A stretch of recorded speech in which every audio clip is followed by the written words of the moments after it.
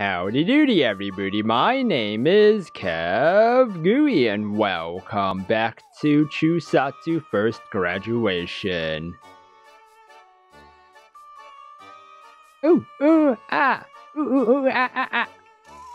Started jumping around. Wait, what's an iguana impression? He did the same motions as the legendary TV host Morita. Perfect. She wallowed in her satisfaction.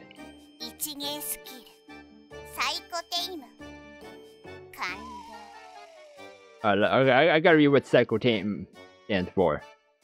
Psychotame. That's a psychotame.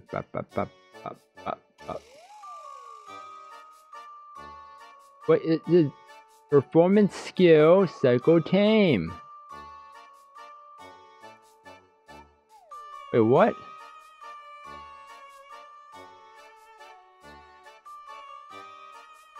It doesn't say anything about psychotame.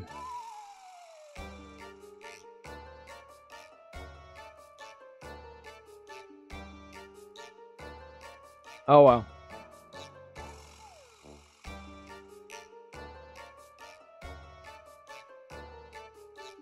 Performance skill. These were skills that only one person in a million, in short, only the truly gifted were said to possess. These types of skills could be used to produce supernatural effect regardless of authority seals. Was it God's whim that gave this skill to the demon-like ARARA? No one knew. Wait, what? What did these things do? Meanwhile, Oreo left the bookstore having purchased tons of manga. He looked over and saw ARARA. She was right in the middle of pestering a young housewife. You know what? Good question. Oh. Oh. Look at that picture. I don't like it. A middle schooler soon took the place of the young housewife and started doing animal impressions. He wandered over to her.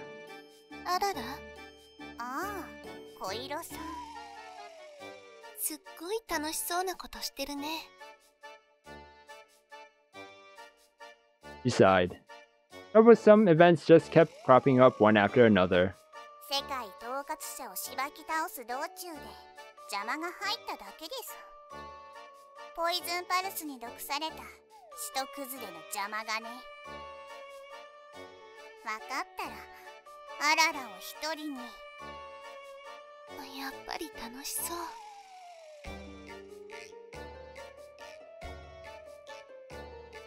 Oh, I thought she had more words to say.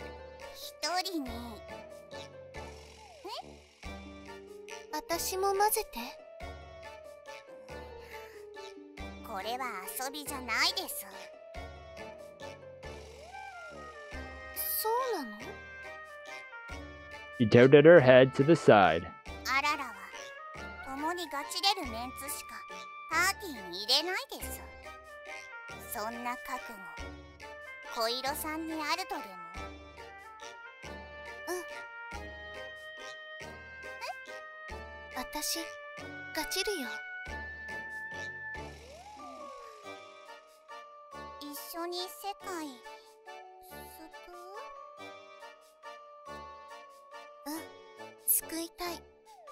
Oh, another friend for her. Aw. She answered without missing a beat.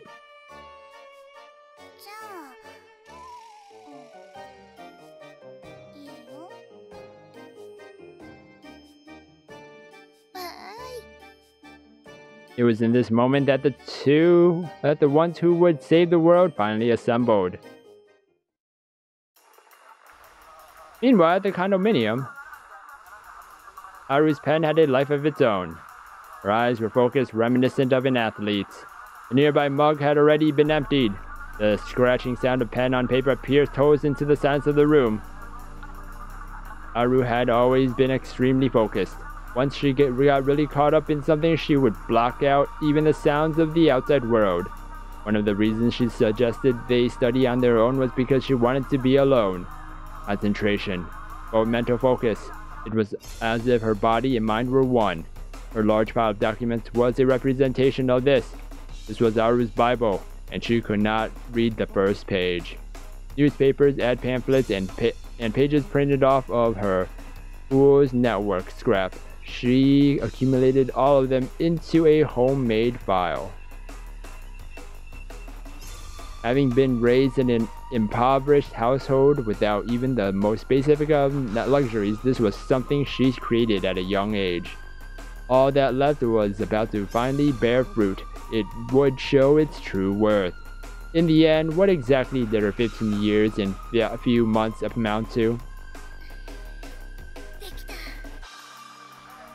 It was complete.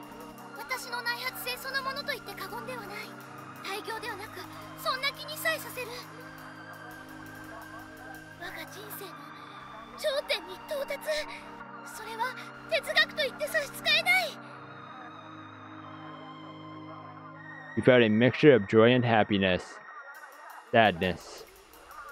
As a result, the words of a literary snob leaked from her mouth.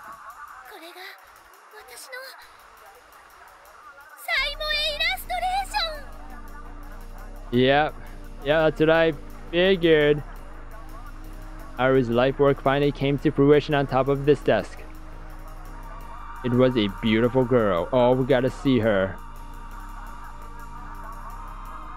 What about it?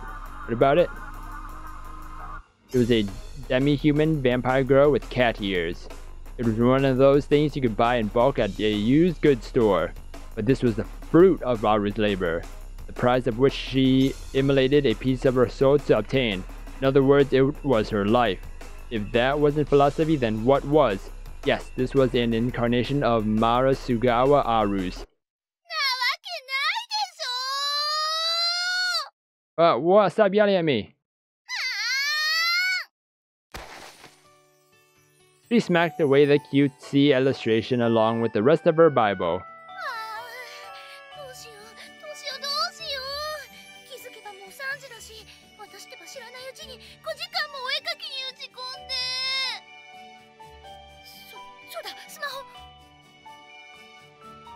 She tapped her smartphone.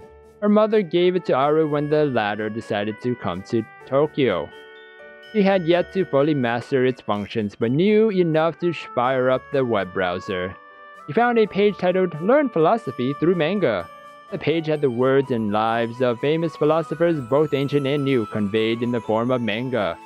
The site's concept was just as the title suggested. It was designed to explain philosophy using manga. A professional manga artist was hired to handle the illustrations, so the quality was very high. This was its downfall.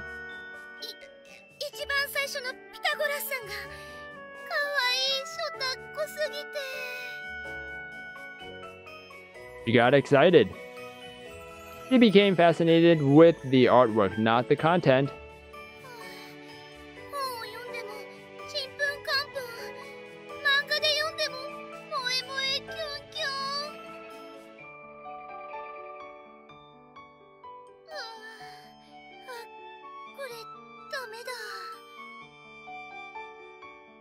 She became enlightened. She silently stood up.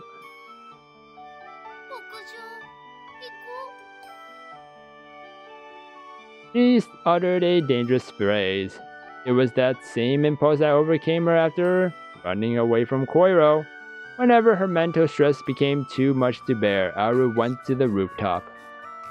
One could start worrying about whether or not this roof had a high fence installed.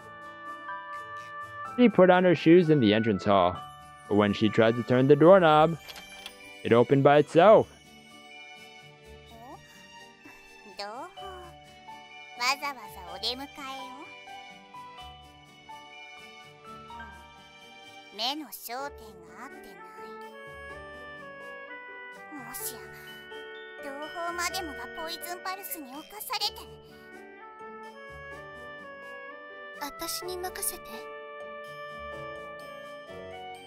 KOIRO put down her shopping bags and slipped behind Arue and gave her shoulders a light tap. Aru wobbled around a bit.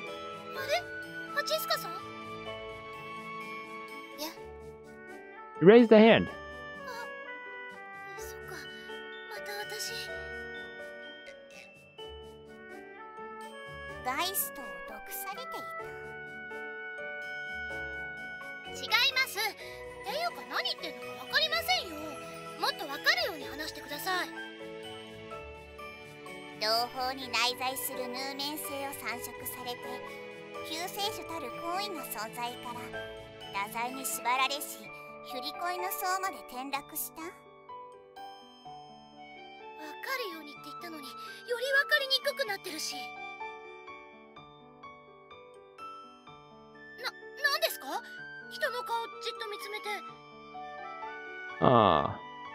So, in this episode, it seems that KOIRO joined ARARA. And now, there's something to this, huh? This answer. I feel like it's very, very strong. So I'm going to leave it for the next episode of Chuusotsu First Graduation. If you guys enjoyed this episode, then please smash that like button and subscribe down below for more awesome videos. Thank you everybody for watching this episode, and you will hear me in the next one. Goodbye!